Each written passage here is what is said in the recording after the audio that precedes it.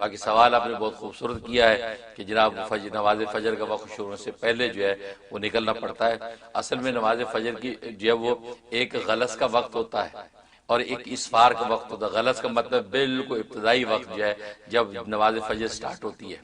تو غلس کے وقت کے اندر جو ہے وہ آپ نماز فجر پڑھ سکتے ہیں. اسفار ہمارے حنفیہ کے نزدیک اسفار ذرا اور مزید روشن ہونے دیں پھر فجر پڑھی جاتی ہے.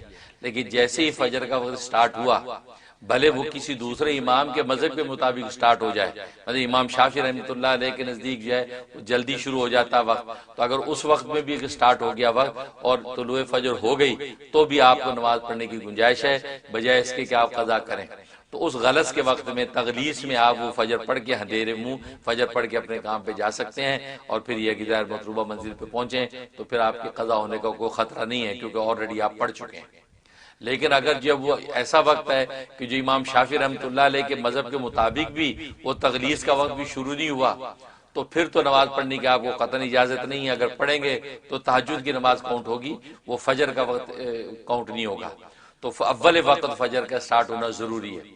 اگر نہیں ہوتا اور آپ کو جانا پڑتا ہے تو پھر آپ چلے جائیں, اور پھر یہ کہ دوران میں آپ کو موقع نہیں ملا اور قضا ہو جاتی ہے تو پھر آپ اپنی قضا نماز فجر کی وہاں پڑھ لیں آفس میں جا کے, کوئی بات نہیں, کیونکہ اس مجبوری میں ٹریولنگ کی مجبوری میں اگر یہ قضا ہو گئی تو معذور ہے, اور معذور انشاءاللہ اللہ کے ہاں ماخوذ ہے.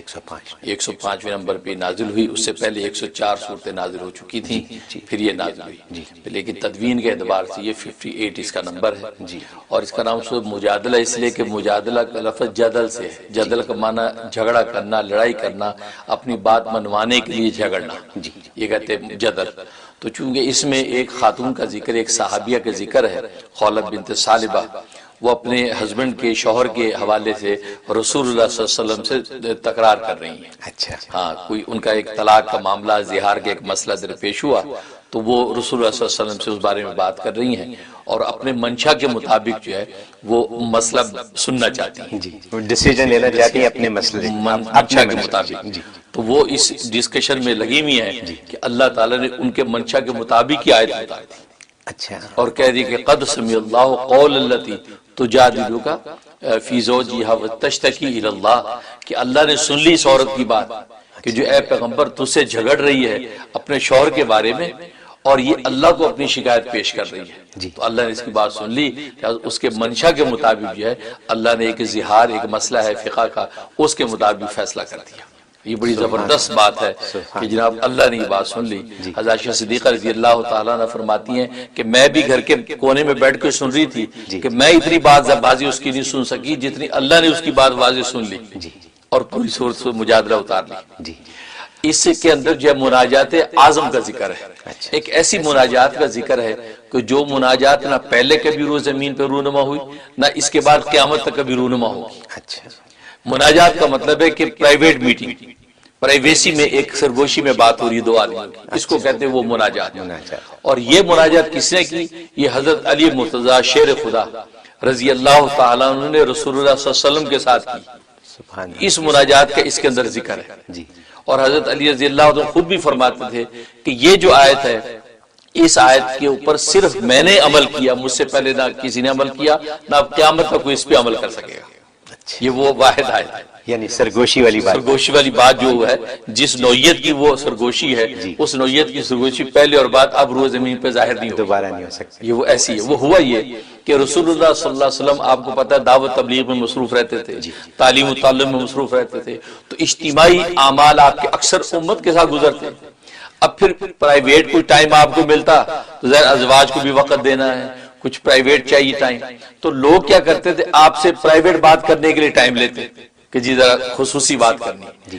اب خصوصی بات میں بعض لوگ لمبی کر دیتے کہ جب مل گئے تو اب لمبی باتیں کر رہے ہیں, یہ حالت ہو جاتی.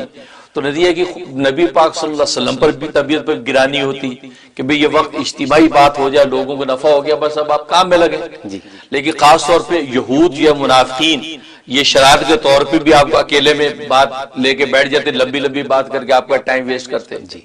پھر یہ کہ جو مخلص صحابہ ہیں ان کو کسی کو موقع مل جاتا تو وہ خوش ہوتا کہ میں اور رسول اکیلے ہیں, وہ بھی ذرا تھوڑا سا طول دے دیتے بعد میں. تو پرائیویٹ جو ہے میٹنگ کے اندر جو وقت بھی ہے تو آپ پر بوجھ بھی ہوتا, اور اجتماعی جو کام تھا وہ بھی رکتا، تو آپ کو بڑی گرانی ہوئی۔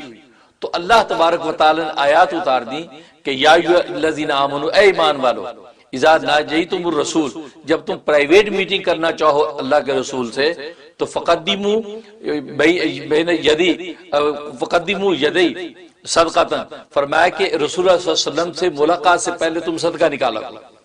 اچھا، یعنی اللہ نے اوپر قیمت لگا دی کہ صدقہ پہلے نکالو پھر ملاقات کرو۔ ٹھیک ہے، یہ آیت اتر آئی۔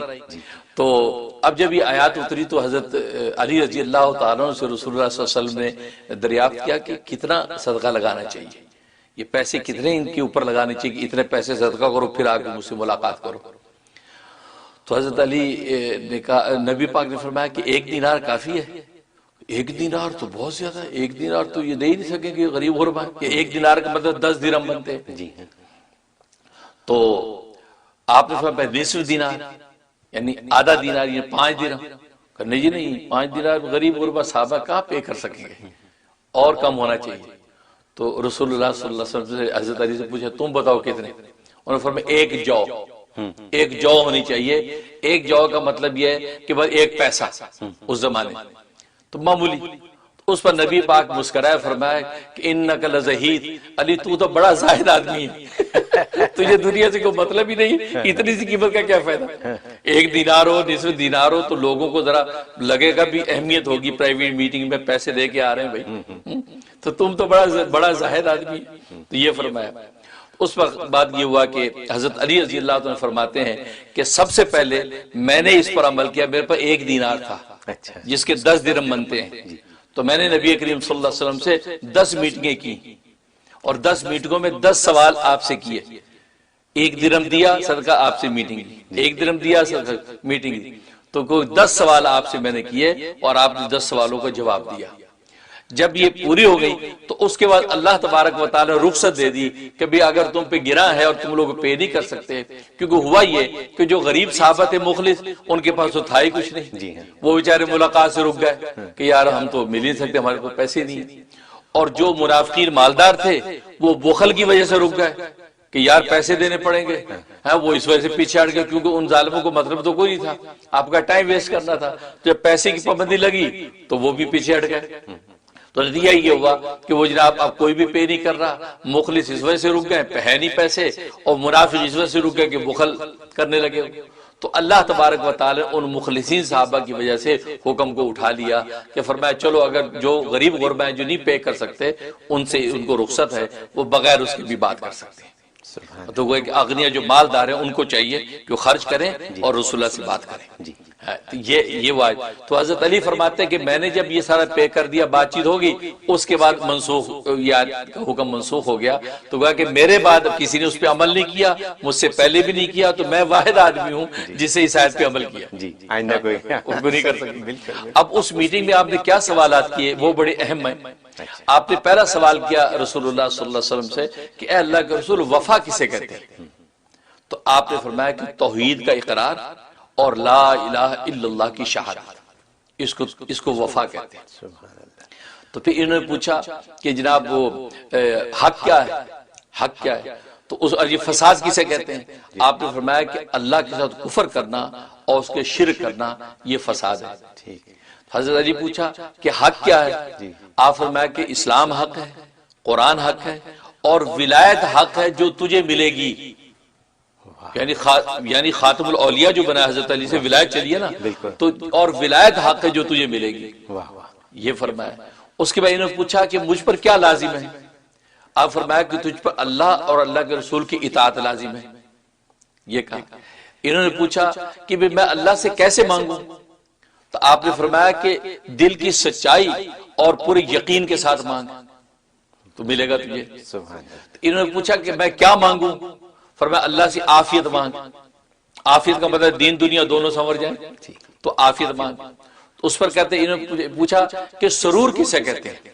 سرور کسے کہتے ہیں؟ تو آپ نے فرمایا جنت کو کہتے ہیں، جنت سرور ہے۔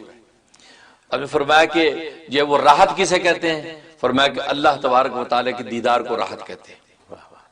تو یہ سوالات جو ہے حضرت علی نے آپ سے کیے اور حضرت علی رضی اللہ تعالیٰ کو رسول اللہ صلی اللہ علیہ وسلم نے یہ جوابات دیے. تو گویا کہ 10 سوال کیے، فرمایا ایک درہم میں صدقہ کرتا تھا اور رسول اللہ صلی اللہ علیہ وسلم سے جا کے سوال کرتا اور رسول اللہ صلی اللہ علیہ وسلم اس کا جواب دیتے. تو یہ وہ مناجات ہے، مناجات اعظم. ایسی مناجات نہ پہلے کبھی ہوئی اور نہ بعد میں اب قیامت تک ہوگی، کیونکہ یہ رسول خاص نوعیت کی صدقہ دے کر بات کرتے ہیں میں نے کی اور کسی کو موقع نہیں ملا. یہ اس کے اندر ذکر ہے. اور پھر اس کے اندر جب وہ معاشرت کے احکام ذکر کیے گئے کہ معاشرت، کیونکہ ظاہر رسول اللہ صلی اللہ علیہ وسلم سے میل ملاقات کا ذکر تھا، تو معاشرت کے احکام اس صورت میں اتارے ہیں کہ محفل میں مجلس میں بیٹھو تو کس طرح بیٹھو، آنے والے کو جگہ دو. اگر کسی کے دروازے پہ گئے کھٹکھٹایا، اس نے کہا لوٹ جاؤ بھی نہیں مل سکتے تو چپ کر کے لوٹ جاؤ، اس سے ذرا تکرار نہ کرو جی ملنے 2 منٹ دے دیں 5 منٹ دے دیں تو پتہ نہیں کس حال میں ہے. تو یہ سارے معاشرت کے احکام جو ہے اس کے اندر ذکر کیے گئے، کیونکہ منافقین جو ہوتے تھے اور خاص طور پر یہود جو ہے وہ اہل اسلام کو، ایمان والوں کو تکلیف دیتے تھے. وہ یوں دیتے تھے تکلیف کہ کوئی مومن مسلمان چلا جا رہا ہے تو یہ 2-3 بیٹھے تو آپس میں کانا پھوسی شروع کر دیتے اس کو دیکھ دیکھ کے اور انگلی کا اشارہ کرتے.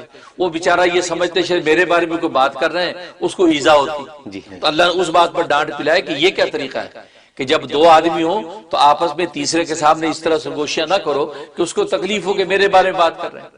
تو اس طرح کے آداب اللہ نے اس صورت کے اندر سکھائے ہیں کہ یہ مناسب نہیں کہ تم یہ تیسرے کو اگنور کر کے آپس میں گوشیاں کرو، پھر انگلیوں کو اشارے بھی کرو. تو یہود ایذا دیتے تھے، اس سے منع کیا. اس کے اندر اس کو ذکر کیا اور نام اس کا سورہ مجادلہ. جیسے میں نے بتایا وہ خاتون خولہ بنت ثعلبہ، ان کا واقعہ یہ ہوا کہ ان کے شوہر جو ہے اوس ابن صامت صحابی ہیں. یہ جو ہے خولہ بڑی خوبصورت حسین و جمیل تھی اپنے وقت میں، ظاہر پھر ان سے ان کی اولاد ہوئی. اب ذرا بڑھاپے کی طرف جب چلے گئے ایک مرتبہ اوس ابن صامت نے اپنی بیوی خولہ سے قربت کی خواہش کی. انہوں نے منع کر دیا کیونکہ یہ ذرا غصے والی حسین و جمیل خوب تھی لیکن غصے والی تھی، ناز نخرے والی خوب تھی، تو ڈانٹ دیا، منع کر دیا. اس پر انہوں نے کہہ دیا انتی علیہ کزاری امی، تو مجھ پر اس طرح حرام ہے ہو گئی جیسے میری ماں کی پیٹھ مجھ پر حرام. یہ بات کہہ دی. اچھا یہ جملہ زمانہ جاہلیت میں طلاق کہلاتا تھا. طلاق ہو جاتی تو ابدی طلاق ہو جاتی تھی، دوبارہ میل ملاپ کی شکل ہی نہیں تھی. جب یہ بات کہہ دی تو اس کے بعد وہ پشیمان ہوئے کہ اوہ یہ میں نے کیا کہہ دیا، اور کہنے لگے یہ تو میں نے غلطی سی بات کہہ دی. تو یہ جو ہے خولہ جلدی سے رسول اللہ صلی اللہ علیہ وسلم کے پاس گئیں اور کہا کہ یا رسول اللہ یہ میرے شوہر نے یہ بات کہہ دی ہے اور اس ایسے وقت میں کہہ دی کہ میں اس وقت بوڑھی ہو رہی ہوں، میری جوانی میں نے اس پر لٹا دی، میں نے اپنے پیٹ سے جھاڑ دیا، مطلب بچے اس کے پیدا کر دیے، میرا مال دولت قربہ تھا وہ سب اس پہ قربان کر دیا، اب تو میرا کوئی بھی نہیں رہا. اب اس نے یہ طلاق کے الفاظ کہہ دیے تو میں تو رسوا ہو گئی، کہاں جاؤں گی تنہا، بچوں کو لے کے کہاں پالوں گی. اگر بچے اس کے بعد چھوڑتی ہوں تو بچے ضائع ہو جائیں گے، میں اگر پالتی ہوں تو میرے پاس کچھ نہیں ان کو کھلانے کو، تو بچے مر جائیں گے، میں کیا کروں. تو رسول اللہ صلی اللہ علیہ وسلم یہ سنا فرمایا کہ میرے علم کے مطابق طلاق ہو گئی، کیونکہ ابھی تک کوئی نیا حکم ایسا نہیں آیا اور اس کے مطابق جو اس وقت دستور چل رہا ہے طلاق ہوگی، اب دوبارہ تم دونوں کو ملاپ نہیں ہو سکتا. اب یہ بار بار یہ تکرار کر کیوں نہیں ملاپ ہو سکتا، جوانی قربان ہم نے کر دی، اب بڑھاپے میں طلاقیں ہو جائیں، ہم کہاں جائیں. تو یہ اس طرح کی بات چیت کر رہی ہیں. اب یہ آپس میں ہو رہی ہے. حضرت عائشہ صدیقہ رضی اللہ تعالیٰ عنہ فرماتی ہیں میں اس وقت رسول اللہ صلی اللہ علیہ وسلم کے سر دھو رہی تھی. ایک طرف کا سر دھویا میں نے، اب دوسری طرف کا سر دھونا تھا اور وہ آپ سے تکرار کر رہی ہیں یہاں تک کہ انہوں نے آسمان سے سر اٹھایا اور ہاتھ اٹھا کے اللہ سے شکایت شروع کر دی کہ اللہ آپ کو راستہ نکال دیجئے، اپنے نبی کی زبان پر میرے لیے کوئی حل نکال دیجئے، میں ابھی سے جدا نہیں رہ سکتی، تنہا میں کہاں جاؤں گی اس عمر میں. اللہ سے شکایت کر رہی. اب یہ بات کر رہی ہیں، پھر رسول اللہ کی طرف متوجہ ہوئی تو عائشہ نے کہا کہ اے خولہ دیکھتی نہیں ہو، اپنا جھگڑا بند کر، اپنی بات کو پورا کر. رسول اللہ کو دیکھتی نہیں کیا ہو رہا ہے، کیونکہ آپ پر وحی نازل ہونا شروع ہو گئی. کیونکہ وحی جب نازل ہوتی تو آپ کے غنودگی آ جائے. عائشہ سمجھ گئی تو ان کو کہا چپ ہو جاؤ. اب آپ پر وحی نازل ہونا شروع ہو گئی. جب وحی سے افاقہ ہوا تو آپ نے وہ یہ سورۃ مجادلہ بیان کر دی کہ قد سمع اللہ قول التی تجادلک فی زوجہا، کہ اللہ نے سن لی بات اس عورت کی کہ جو جھگڑا کر رہی ہے تجھ سے اپنے میاں کے بارے میں، وتشتکی الی اللہ، اور اپنے اللہ سے شکایت پیش کر رہی، شکوہ کر رہی ہے. اللہ نے سن لی ہے، لہذا اللہ نے حکم اتار دیا زہار کا، مطلب اس سے ابدی طلاق نہیں ہوگی، اب یہ زہار ہے. زہار کا مطلب ہے کہ پیٹ کی تشبیہ دے کر اس نے اپنے اوپر حرام کیا ہے. اب اس سے نکلنے کا طریقہ یہ ہے کہ یہ کفارہ اگر دے دیں گے یہ میاں کفارہ دے دیں گے تو دونوں میاں بیوی بن کے رہیں۔ اچھا اور کفارہ یہ کہ غلام آزاد کر دیں، یا یہ 60 مسکینوں کو کھانا کھلا دیں، یا 2 مہینے کے مسلسل روزے رکھ لیں۔ آپ نے فوراً کہا اپنے میاں کو بلاؤ، وہ ہسبینڈ آ گئے، کہا کہ دیکھو اللہ نے یہ حکم اتار دیا ہے، اب یہ طلاق ابدی والا حکم اب نہیں ہے جو زمانہ جاہلیت میں تھا، اللہ نے حکم بدل دیا۔